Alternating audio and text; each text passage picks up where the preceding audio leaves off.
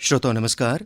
जम्मू संभाग के सभी 10 जिलों के विधानसभा क्षेत्रों की जानकारी आप तक पहुंचाने के लिए आकाशवाणी जम्मू का प्रादेशिक समाचार एकांश लगातार प्रयासरत है और अपनी इसी कोशिश के अंतर्गत हमने अभी तक जम्मू संभाग के डोडा, रामबन, किश्तवाड़, राजौरी, पुंछ और रियासी जिलों के विधानसभा क्षेत्रों से जुड़ी बेहद अहम जानकारियां आपके साथ साझा की हैं। इसी क्रम को आगे बढ़ाते हुए आज हम आपको जम्मू जिले से जुड़ी महत्वपूर्ण जानकारियों से अवगत करवाने जा रहे हैं, जहां तीसरे एवं अंतिम चरण के अंतर्गत 1 अक्टूबर को मतदान होगा। इसी संबंध में व्यापक जानकारी दे रहे हैं हमारे जम्मू संवाददाता अंकुश शर्मा।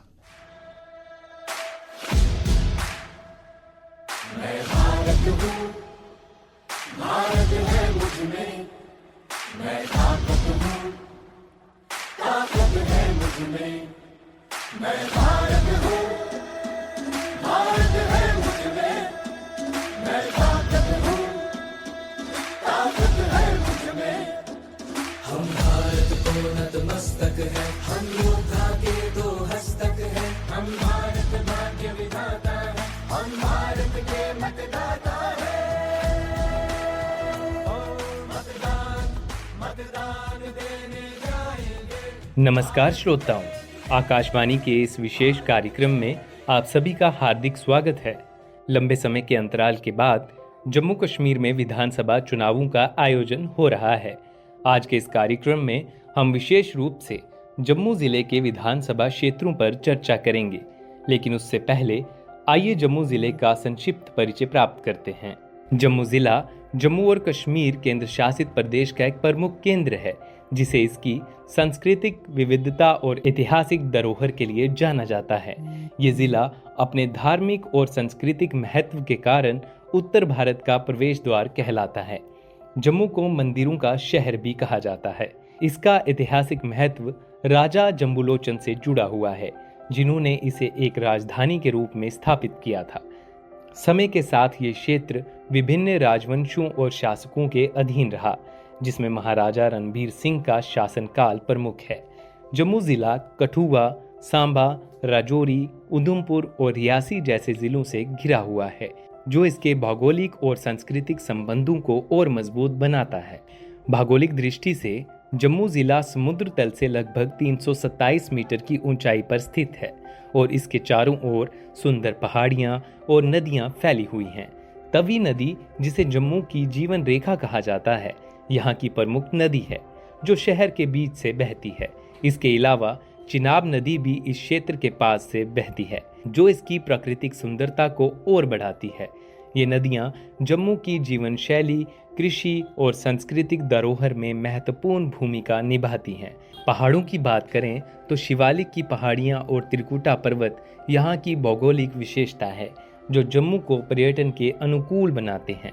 धार्मिक महत्व की दृष्टि से जम्मू न केवल रघुनाथ मंदिर के लिए प्रसिद्ध है, बल्कि बहु किले में स्थित काली माता मंदिर और अमर महल जैसे ऐतिहासिक स्थलों के लिए भी जाना जाता है। अमर महल जम्मू के इतिहास और समृद्ध कला संस्कृति का प्रतिनिधित्व करता है, जो आज एक संग्रहालय के रूप में संचालित होता है। इसके अलावा डोगरा कला संग्रहालय भी यहाँ की समृद्ध सांस्कृतिक धरोहर का प्रदर्शन करता है। जम्मू जिले की जलवायु इसे विशेष बनाती है। यहाँ की जलवायु गर्मियों में गर्म और सर्दियों में ठंडी होती है। आर्थिक दृष्टि से जम्मू जिले की अर्थव्यवस्था पर्यटन, कृषि और हस्तशिल्प पर आधारित है। इसके अलावा यहाँ के लोग शिक्षा और संस्कृति में गहरी रुचि रखते हैं। अब जम्मू कश्मीर एक महत्वपूर्ण राजनीतिक पड़ाव पर खड़ा है। 10 साल के लंबे अंतराल के बाद राज्य में विधानसभा चुनाव हो रहे हैं। जनता के बीच इसे लेकर काफी उत्साह देखा जा रहा है। 1 अक्टूबर को जम्मू क्षेत्र की 11 विधानसभा सीटों पर मतदान होगा, जिसे लेकर जिला प्रशासन ने सभी आवश्यक तैयारियां पूरी कर ली हैं। मतदाता जागरूकता के लिए स्वीप कार्यक्रम भी आयोजित किए जा रहे हैं। यहाँ की जनता विकास, रोजगार, स्वास्थ्य सेवाओं में सुधार और सरकारी योजनाओं के बेहतर क्रियान्वयन की उम्मीद के साथ मतदान करने के लिए तैयार है। यहाँ के लोग सोच समझकर निर्णय ले रहे हैं कि किसे वोट देकर जम्मू कश्मीर को विकास की नई दिशा दी जा सकती है। चुनावी मैदान में कई प्रमुख राजनीतिक पार्टियां हैं, जिनमें भारतीय जनता पार्टी, इंडियन नेशनल कांग्रेस, नेशनल कॉन्फ्रेंस, पीपल डेमोक्रेटिक पार्टी, डेमोक्रेटिक प्रोग्रेसिव आज़ाद पार्टी, अपनी पार्टी, शिवसेना, पैंथर्स पार्टी और अन्य दल शामिल हैं। इसके अलावा कुछ स्वतंत्र उम्मीदवार भी अपनी किस्मत आजमाने को तैयार हैं। विधानसभा क्षेत्रों की स्थिति की बात करें तो सबसे पहले बिश्ना का नाम आता है। बिश्ना विधानसभा सीट अनुसूचित जाति के लिए आरक्षित है। यहाँ कुल 63,385 पुरुष मतदाता और 56,602 महिला मतदाता हैं, जबकि अन्य वर्ग में 1 वोट दर्ज है। इस प्रकार बिश्ना में कुल मतदाताओं की संख्या 1,19,988 है। इस सीट पर कुल 9 उम्मीदवार मैदान में हैं और भारतीय जनता पार्टी और कांग्रेस के बीच कड़ा मुकाबला देखने को मिल सकता है। सुचेतगढ़ सीट भी एससी के लिए आरक्षित है। यहाँ 59,727 पुरुष मतदाता और 53,720 महिलाएं मतदाता हैं, जबकि अन्य वर्ग में 2 वोट शामिल हैं। इस प्रकार सुचेतगढ़ के कुल मतदाता 1,13,449 हैं। यहाँ से कुल 11 उम्मीदवार चुनावी मैदान में हैं और बीजेपी कांग्रेस के बीच जोरदार टक्कर की संभावना है। आरएसपुरा साउथ सीट की बात करें तो यहाँ 67,322 पुरुष और 62,782 महिला मतदाता हैं। साथ ही अन्य वर्ग के 3 वोट भी हैं।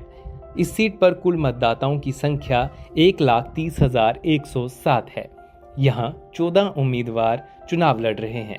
कांग्रेस की मजबूत पकड़ मानी जा रही है, लेकिन बीजेपी और स्वतंत्र उम्मीदवार भी कड़ी चुनौती दे रहे हैं।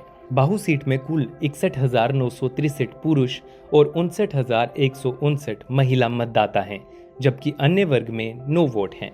कुल मिलाकर 1,21,131 मतदाता इस सीट पर मतदान करेंगे। ये सीट बीजेपी का गढ़ मानी जाती है और यहाँ 12 उम्मीदवार मैदान में हैं। बीजेपी का मुकाबला कांग्रेस और पीडीपी से है, जिससे कड़ा संघर्ष देखने को मिलेगा। जम्मू ईस्ट सीट की बात करें तो यहाँ 54,021 पुरुष और 53,189 महिला मतदाता हैं, जिसमें अन्य वर्ग में 3 वोट शामिल हैं।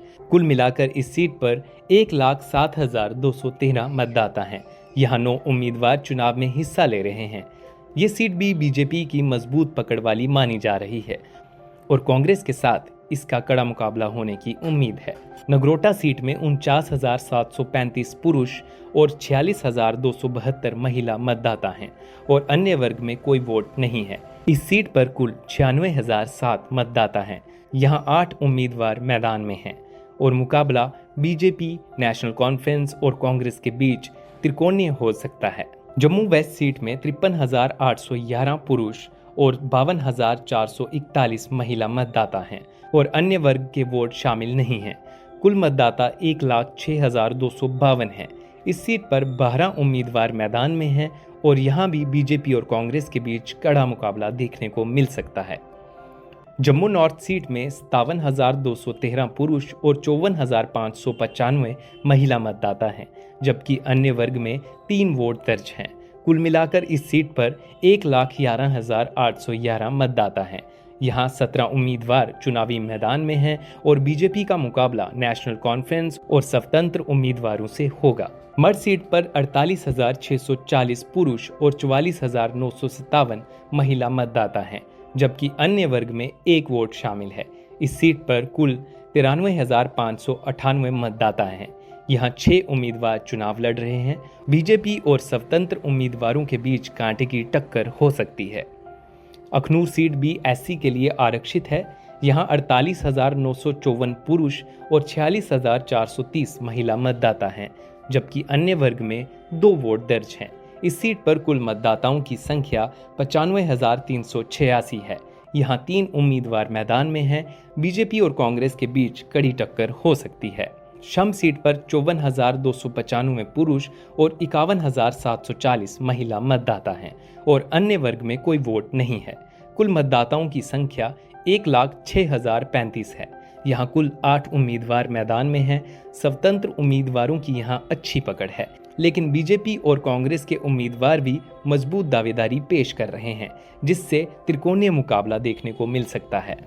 इन सभी विधानसभा क्षेत्रों के मतदाताओं को मिलाकर कुल मतदाताओं का आंकड़ा 12,09,77 हो जाता है, जिसमें 6,19,066 पुरुष, 5,81,887 महिलाएं और 24 अन्य वर्ग के मतदाता शामिल हैं। एसएसआर के दौरान 18,000 से ज्यादा नए मतदाता भी जोड़े गए हैं। इन चुनावों में जनता का जोश और उत्साह चरम पर है और लोग अपनी पसंदीदा पार्टी या उम्मीदवार को चुनकर जम्मू कश्मीर के विकास, रोजगार और बुनियादी ढांचे के सुधार में योगदान की उम्मीद कर रहे हैं। जिले में चुनाव के लिए सुरक्षा के प्रमुख इंतजाम किए जा रहे हैं ताकि मतदाताओं को किसी भी प्रकार की परेशानी न हो। जिला चुनाव अधिकारी सचिन कुमार वैश्य ने हमें इस विषय पर जानकारी दी। पिछली बार रिटर्निंग ऑफिसर डिस्ट्रिक्ट लेवल पर मतलब मैं खुद होता था, तो इस बार मेरे ज़िले में 11 असेंबली कॉन्स्टिट्यूंसीज हैं और 11 रिटर्निंग ऑफिसर्स होंगे और थर्ड फेज़ में इलेक्शंस हैं, यानी 1 तारीख को चुनाव यहाँ होने हैं। दूसरा चीज़ की जो पोलिंग स्टेशन है वो पिछले बार ज़िले में पार्लियामेंट्री इलेक्शंस के दौरान 1488 पोलिंग स्टेशन थे, इस बार 6 पोलिंग स्टेशन नए बने हुए हैं, तो 1494 पोलिंग स्टेशन तो हमारे बड़े हैं। जो बॉर्डर पे पोलिंग स्टेशन है 150 पोलिंग स्टेशन है, उनकी संख्या वही है। सिक्योरिटी के लिहाज से जो पार्लियामेंट्री इलेक्शंस थे और जो अभी असेंबली इलेक्शंस में काफ़ी ज़्यादा सिक्योरिटी के जो प्रबंध हैं इस बार ज़्यादा किए गए हैं और पिछली बार भी बेशक बहुत ज़्यादा प्रबंध थे, इस बार उससे भी ज़्यादा की जाएगी। तो नॉमिनेशंस की प्रक्रिया पूरी होने के बाद इन्फोर्समेंट पर अच्छा खासा ध्यान दिया जा रहा है और इन्फोर्समेंट में जो हमारी फ्लाइंग स्क्वाड टीम्स हैं या स्टैटिक सर्विलेंस टीम है उनका दायरा भी बढ़ा है, उनके नंबर्स भी बढ़े हैं और टीम सब दिन रात पूरी तरीके से, पहले भी दिन रात थी बट बहुत अच्छे तरीके से ग्राउंड पर काम करना शुरू कर दिए हैं। और आज ही मैं लोगों से आपके माध्यम से अपील करूंगा कि सी विजिल ऐप जरूर डाउनलोड करें, क्योंकि सी विजिल ऐप के माध्यम से अगर कहीं भी उनको लगता है कि किसी भी तरीके से वायलेशन हो रहा है तो वो सी विजिल ऐप पर रिपोर्ट कर सकते हैं, हम उस पर तुरंत कार्रवाई करते हैं। और मैं आपसे फिर ये कहना चाहूंगा आपके माध्यम से कि जो स्वीप का प्रोग्राम है वो भी इंटेंसिफाई किया जा रहा है। सभी मतदाताओं से अपील रहेगा जम्मू जिले के कि 1 अक्टूबर को जिस दिन हमारे यहाँ वोट पड़ना है उस दिन वो वोट डालने जरूर जाएं। फर्स्ट टाइम वोटर से मैं अपील करूंगा कि वोट का अधिकार जो है वो इस लोकतंत्र में एक बहुत बड़ा अधिकार है और आप सभी लोग 100% जो भी एलिजिबल वोटर्स हैं 100% वोट डालने जरूर जाएं।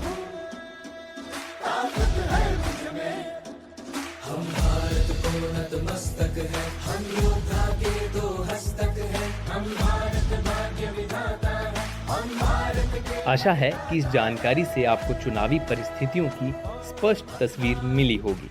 मतदान को लोकतंत्र का उत्सव मनाते हुए अपने वोट का सही उपयोग करें ताकि आप एक बेहतर सरकार चुन सकें। नमस्कार श्रोताओं, इसी के साथ अब हमें दीजिए इजाजत। अगले कार्यक्रम में कल 27 सितंबर को सुबह 8:45 बजे कठुआ जिले के विधानसभा क्षेत्रों की व्यापक जानकारी लेकर आपके समक्ष पुनः हाजिर होंगे। नमस्कार। इस कार्यक्रम को तैयार करने में तकनीकी सहयोग दिया राजेश शर्मा ने, आलेख एवं वाचन स्वर विजय बजाज, परिकल्पना एवं मार्गदर्शन एन गुलशन रैना और प्रस्तुति आकाशवाणी जम्मू के प्रादेशिक समाचार एकांश की।